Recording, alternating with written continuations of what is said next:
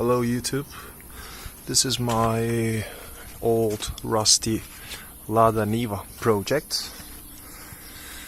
I'm just getting close to the final.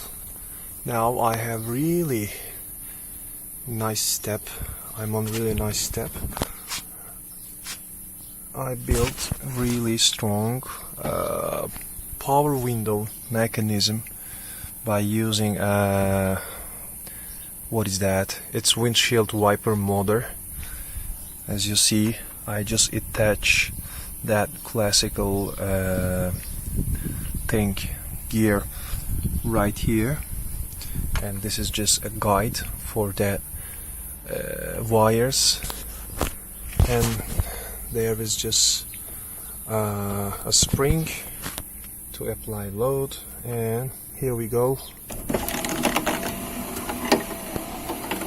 It works really fine.